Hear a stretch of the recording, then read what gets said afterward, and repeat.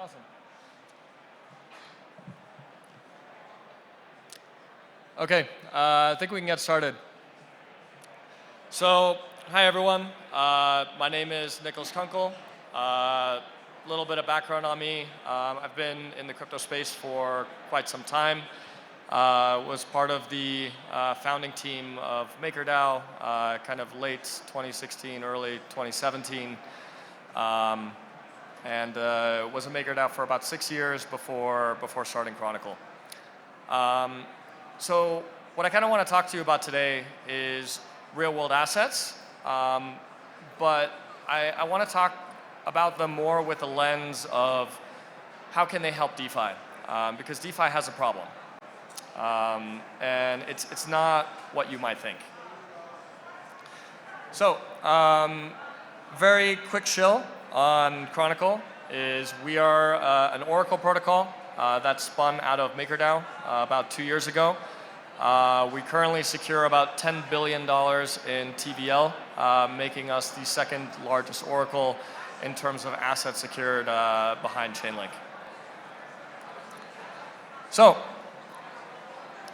I think in order to highlight what the problem with DeFi is, we have to talk about Maker for a second, and you'll understand why. So here's a graph of the revenue that Maker has earned going back to 2021. And so if you kind of look at the dates, what you'll start to kind of realize here is that there are very, much like peaks and valleys that correspond to the, let's say, the hype cycles of crypto, right? So in 2021, we had DeFi summer, right? Going into 2022, right, we had, the bull run, right? And then going into 2023, right, yeah, things are starting to pick up again, but we have this massive spike in revenue, and it's a little bit different than the others. And I think you'll understand why in a second. So, where is all this revenue coming from? Well, if you go to, this is from makerburn.com, so you can verify all of these numbers yourself in real time. And what you'll find is that Maker's currently making around $155 million a year just from crypto-backed loans. So these are, loans against Ethereum, against Lido staked ETH, against wrapped-BTC, and including, right, kind of credit delegation to Spark protocol, right, which is kind of a money market that formed in late May of last year. But I think the more interesting piece is actually where is all the other revenue coming from? And so a really good chunk of Maker's revenue is coming from real-world assets. And so why is this relevant? Why is this important?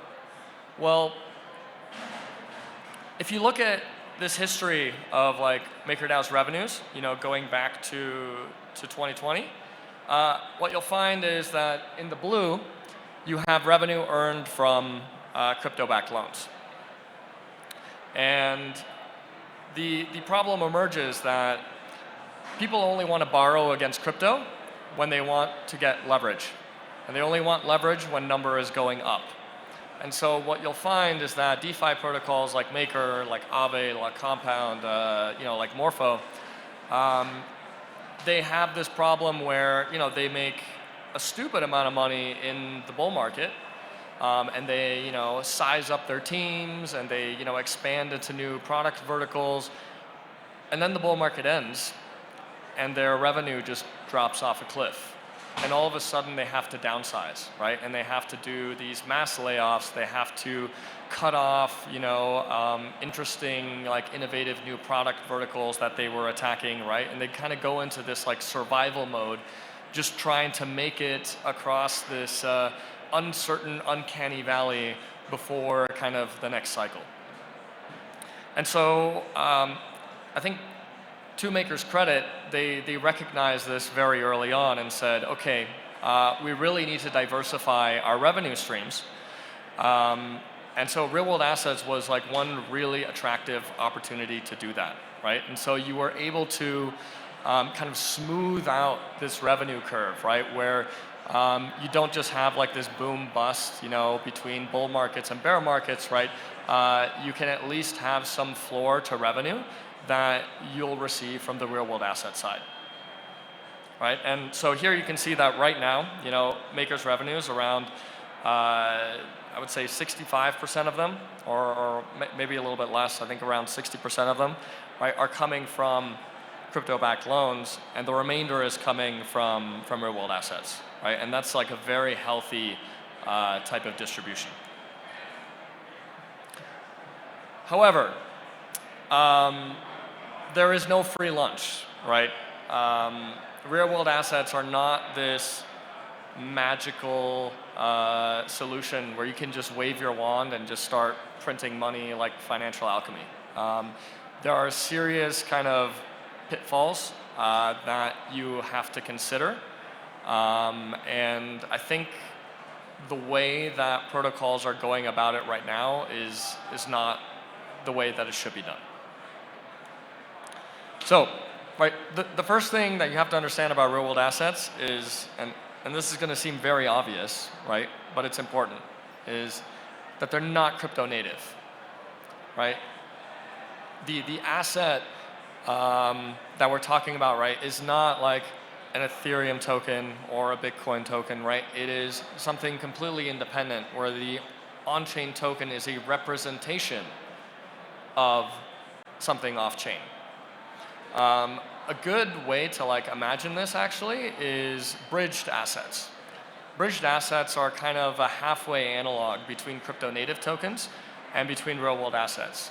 And what I mean by that is when you say, you bridge, Ethereum from, some ETH from Ethereum to another chain, right? Or you bridge some DAI from Ethereum to another chain. What you have on the other chain is not actually Ethereum, right? It's not actually DAI. It's just a IOU that is redeemable in the bridge, that you use to bridge, right? And it has very different properties, right? It's not the actual ETH, right? It's a ETH with a little asterisk on it, right? And that has kind of dramatic consequences, right? It means that the liquidity for, a wrapped Ethereum or a wrapped DAI on some kind of L2, right, is completely different from the liquidity for native DAI or native Ethereum on Ethereum. And so when you have a lending protocol, right, that needs to do liquidations, it could be that, DAI is super liquid, but not on that chain. Right? And so the risk profile of the asset has changed considerably because it's not the native representation of it. And so this is the same problem, but exponentially more complex that you have with real-world assets. And so I think there's kind of three, or actually even four kind of main problems that you have to kind of deal with when it comes to RWAs. The first is ownership. Most RWAs that you encounter today, they're not bearer assets, right? If you happen to be transferred the token on chain, it is quite variable depending on which RWA you're talking about, whether it's actually redeemable for the underlying asset, right? There's all kinds of compliance restrictions that can come into play. The other is liquidity, right? We can talk about, say, like tokenized treasury bills.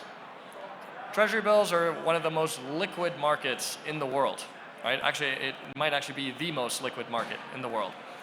However, a tokenized representation of a treasury bill has no, the liquidity of that has no correlation to the underlying liquidity of that's represented off-chain, right? And so this is something that DeFi protocols then have to deal with, right? Because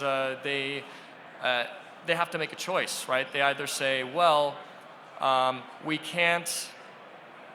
either can't liquidate on-chain because there's not enough liquidity, and so we have to incur this time penalty of liquidating off-chain, or we're going to liquidate on-chain because we can do it instantly, but the liquidity profile of that is extremely diminished compared to the native asset, right? And so the last is kind of counterparty risk. And so this, I think, is actually the most relevant because real-world assets are quite opaque, right? When you see a token on chain, that's kind of the UX of the real-world asset. It's not actually, the guts and what's what's happening behind the scenes, right? So just to give you an example of how an RWA might be issued, right? You could have a trust, and that trust could have a beneficial owner that is some on-chain protocol. That trust, right, is then connected to a broker, right? And the broker is the one responsible for doing asset transfers, right? Security purchases, sales, whatever. Then you have another party that's a custodian, right? Frequently, this could be some kind of custody provider, sometimes even a bank, right? Sometimes even a very large bank. And then apart from that, right, you could have an auditor, right? Someone who is auditing that and asserting, right, that okay, something is actually in custody, or asserting that the purchases and sales that a broker made, are actually that their claims are representative of what actually happened. And so you have an enormous amount of parties that are present, just for the generation and issuance of this one asset. And the problem is, from any DeFi protocol that is now trying to integrate that RWA, they're presented with this huge puzzle of counterparty risk, where each of the parties in this equation has a significant amount of moral hazard, right, to not be entirely truthful. And so to give you an idea of why that might be the case, let's take a look at Maker as an example, right? Maker has around, I think, $1.5 billion in credit extended into RWA kind of treasury bill exposure. Now, Maker would like to, be sure that, those treasury bills, actually exist, that they actually are in custody, that they actually have the exact kind of duration that they're expecting, that they have the exact kind of yield to maturity that they're expecting.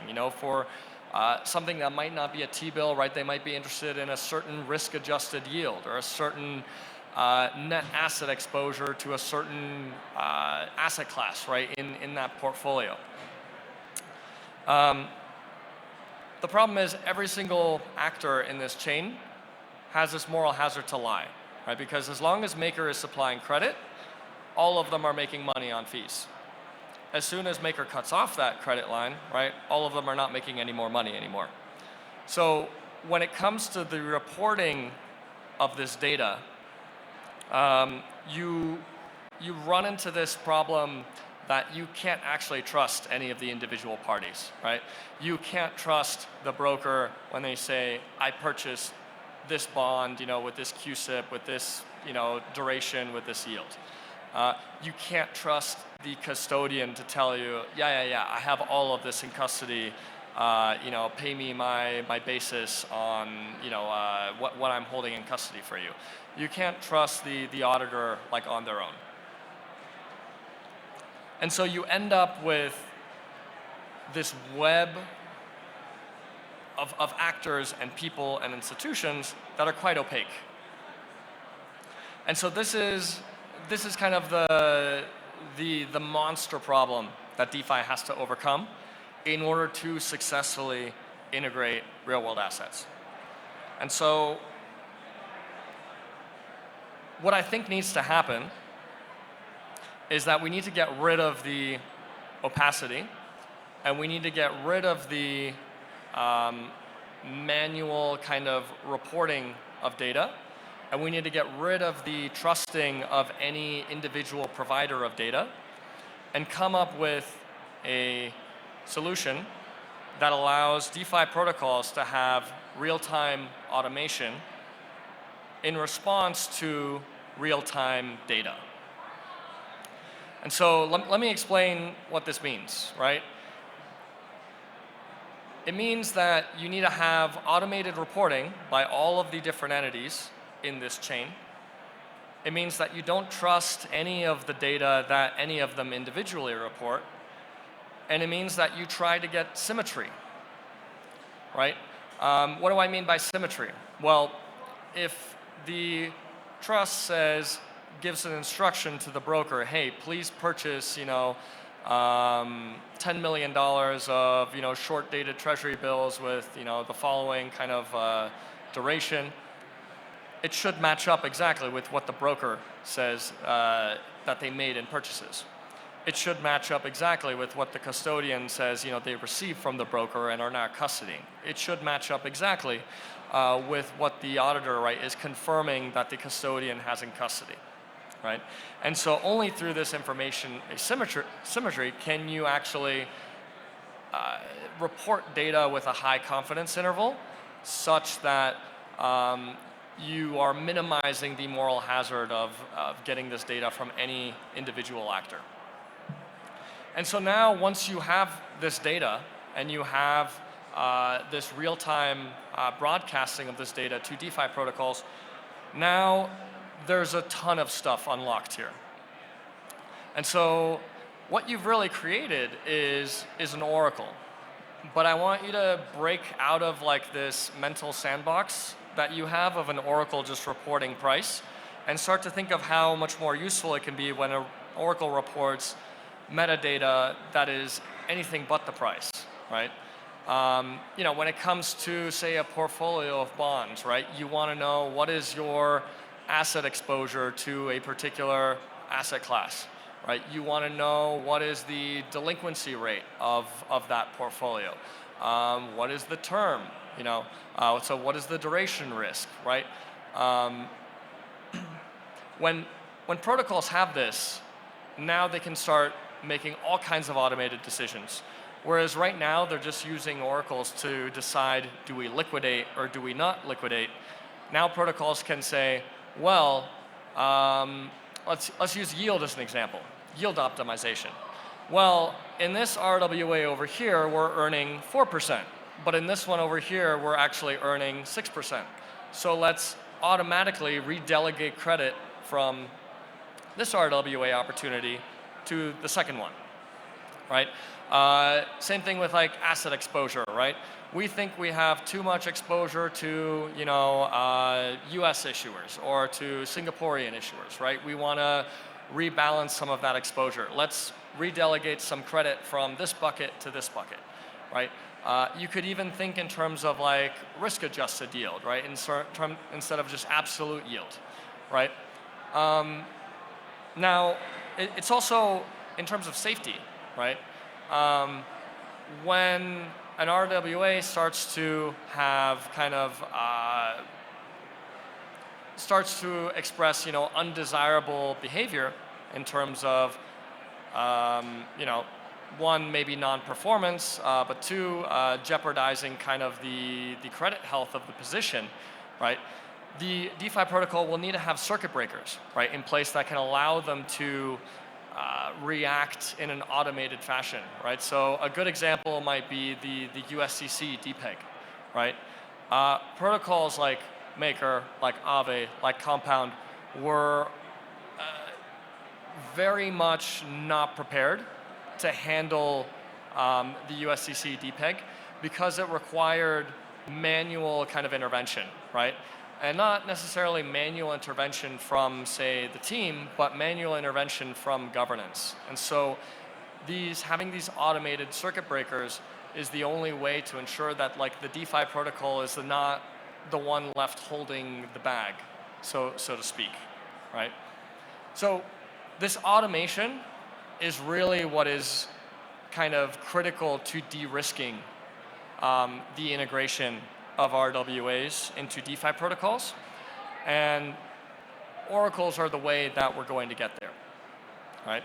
But again, it's only going to happen if we de-risk the oracles from the moral hazard, right? And we just get a symmetry of information.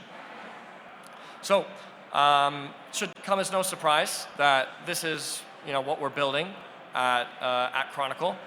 And so if this interests you, you can come build it with us.